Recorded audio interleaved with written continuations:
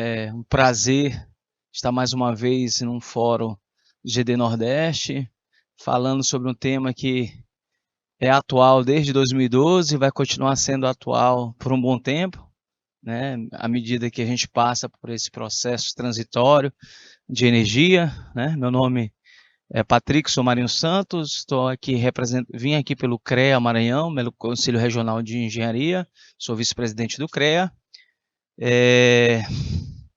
A gente faz algumas parcerias, sou professor também na Universidade Federal, e algumas coisas a gente vai falar hoje sobre geração distribuída e o potencial de mudança, em particular no Maranhão, tá? Bem, antes de começar, eu queria fazer algumas pontuações no que nós falamos mais cedo, né? O colega da Trina, muito preocupado com os tipos, né? Os painéis que estão em comercialização no Brasil, e o CREA, de forma não diferente, também tem mensagens a dar a todos aqueles que estão enveredando, né, no empreendedorismo desta área, que é a área de seja projeto, seja instalação. Uma primeira pontuação é que, do aspecto de resolutivo, a ANEEL, ela, em seu regulamento, ela exige, por exemplo, no parecer ainda de acesso, que seja dada a entrada de uma anotação de responsabilidade técnica, tanto de projeto quanto de execução. Tá? O que isso significa? Significa que é necessário que se tenha um engenheiro responsável. E aí a gente tem tido uma preocupação extremamente grande com as empresas que têm atuado no mercado, exatamente pela questão de compra de anotação de responsabilidade técnica, né? E eu acho que a gente tem que atuar no sentido de proteger vocês e proteger a sociedade. Então, o primeiro passo a se dar para quem quer enveredar na área de geração distribuída, ao se configurar como uma empresa, é necessário que tenha em seu corpo, ou tenha pelo menos contratado um responsável técnico, um engenheiro. Tá? Então, o colega aqui falou sobre painéis pegando fogo, sobre estruturas que não suportam painéis, né, que precisaria ali de um engenheiro civil para dar um laudo sobre a estrutura.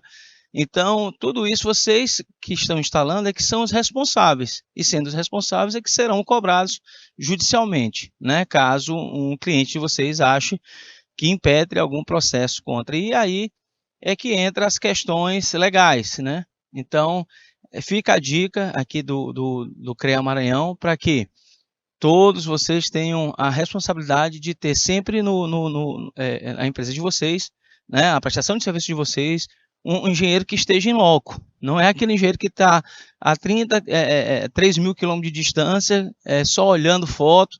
Por quê? Porque a responsabilidade da instalação é de vocês. E o Conselho, através do CONFEA, que é o Conselho Federal, tem estamos tão preocupados que fizemos uma operação nacional chamada Safety Society, ou seja, Sociedade Segura.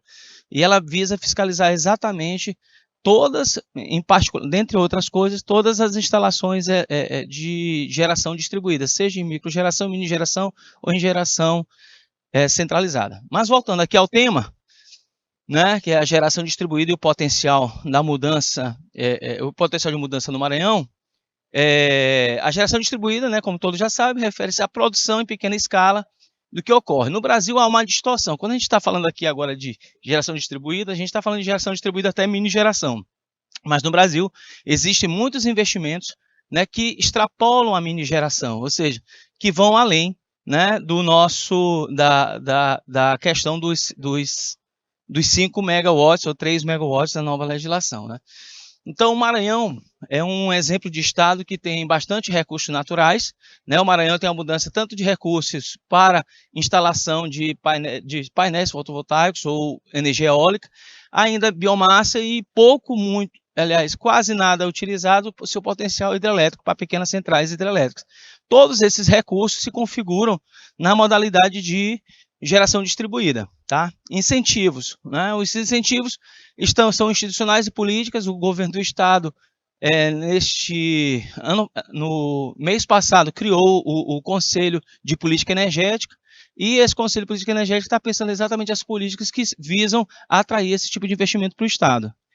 E a diversidade de aplicações que vão desde a parte de agricultura. O Maranhão tem um potencial agrícola extremamente grande. Na região sul do Maranhão, a grande produção de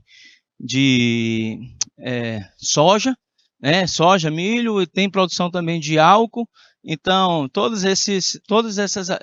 essa diversidade de aplicações, desde a área agrícola e a área residencial, torna o Maranhão um grande atrativo, né, para as próximas gerações de investimento na área de geração distribuída.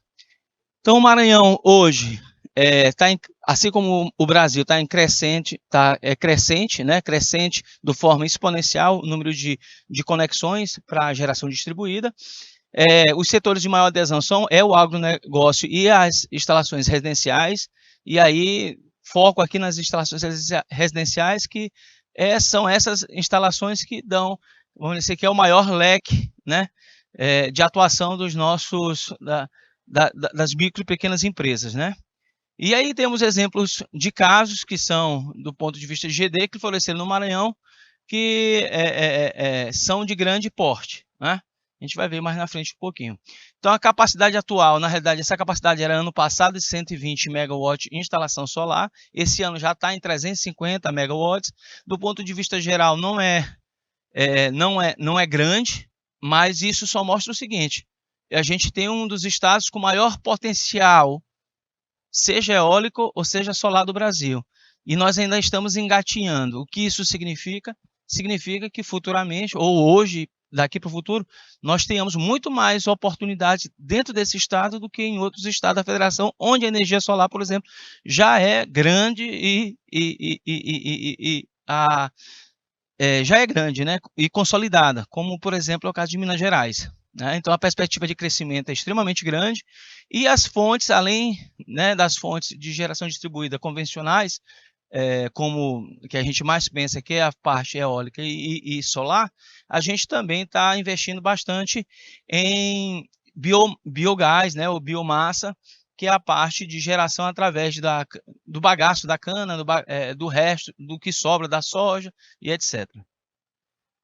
Tá? Então, bem, o crescimento da instalação se dá geralmente, nesse último ano, se deu basicamente no sul do estado, onde se concentram as instalações de agronegócio, tá? E os projetos no estado, tem projetos que não são tão grandes como outros estados já implementados na casa de 32 megawatts, mas a gente tem projetos aqui que são extremamente grandes. Deixa eu passar bem aqui só para a gente olhar, que é um projeto numa cidade chamada, que é perto de São Luís, e tem um projeto para instalar 100 megawatts. Isso aí estão atrás de parceria público-privada, né, para fazer a instalação desse parque. Eu, particularmente, considero que a instalação de parques extremamente grandes e concentrados não ajudam a disseminação, vamos dizer assim, da energia renovável. É uma aplicação, mas o que a gente está aqui defendendo é exatamente fazer com que a GD realmente seja uma GD, seja uma geração distribuída, ou seja, seja uma geração que esteja junto à carga, né? Esteja muito mais próximo à carga. E aí, obviamente, isso foge um pouco quando a gente se fala de energia eólica, mas ela é muito mais próxima do que as hidrelétricas, né? Então, ela continua sendo aí nessa perspectiva de GD, tá? Então, a energia eólica no Maranhão também é uma energia promissora. Nós temos um complexo chamado Complexo Eólico do Parnaíba, que fica na cidade de Paulinho Neves, Barreirinhas, quem não conhece, Tutóia, que é o delta ali do Parnaíba. Nós temos hoje já instalados 426 megawatts de energia, né, renovável eólica, e temos uma linha de transmissão para fazer a descarga dessa energia de 1 giga, ou seja, a gente pode ainda ter capacidade de dobrar, né, essa capacidade de geração eólica, sem necessariamente fazer reinvestimento na parte de transmissão, que é uma das coisas mais caras para esse tipo de situação. Bem, temos alguns projetos que são pequenos, mas que ainda precisam ser aprimorados, como o projeto da Cooperativa de Agroindústria de Babaçu, que tem um parque pequeno de 2,1 megawatt, mas beneficia o óleo de Babaçu para fazer a geração de energia elétrica. Veja, a gente está falando de Nordeste, estamos em Natal, Maranhão também no Nordeste, e nós ainda temos problema com a universalização da energia elétrica, ou seja, nós temos muitas áreas onde tem pessoas, sejam indígenas, sejam quilombolas, sejam pessoas de baixa renda, que precisam ainda de energia elétrica, e eu acho que a grande solução, como já fizemos parcerias com a UFMA e com a SEMAR na época, e hoje Equatorial, de fazer sistemas híbridos e que sejam off-grid. Então a gente espera muito, acredita muito na questão do desenvolvimento de tecnologia para fazer armazenamento de energia, que eu acho que é um grande momento para o futuro. Então os incentivos do Estado é um programa de energia renovável que nós temos em desenvolvimento, tá? Nós temos incentivos fiscais também em estudo ainda para fazer desconto de IPTU, desconto em PVA para quem faz esse tipo de investimento e, obviamente, a legislação atual na maneira de compensação de energia, tá? Então, o benefício, ele é tanto, né, quando a gente fala de GD aplicada à carga, é tanto no sentido de minimizar as perdas do sistema de transmissão, que nós sabemos que é grande no Brasil, porque as gerações ficam distantes e essas perdas de geração de transmissão são consideráveis. Melhora a qualidade da eletricidade, uma vez que, estando próximo à carga, eu garanto a redução de flutuações de tensão, quedas de tensão e etc. E o desenvolvimento, obviamente, social e econômico, que é exatamente porque eu tenho mais empresas trabalhando, porque eu tenho mais clientes para fazer o atendimento, tá? Então, os desafios e oportunidades nesse setor são requisitos regulatórios. Apesar de termos amadurecido bastante na última atualização da 482, que virou a 14133, melhoramos bastante a questão da segurança jurídica, mas ainda temos alguns embates com algumas concessionárias que inventam interpretar a legislação como querem, e não como está escrito. Não sei se vocês têm esse problema no estado de vocês. Competência e treinamento, eu acho que é outra coisa importante que muito se falou hoje pela manhã.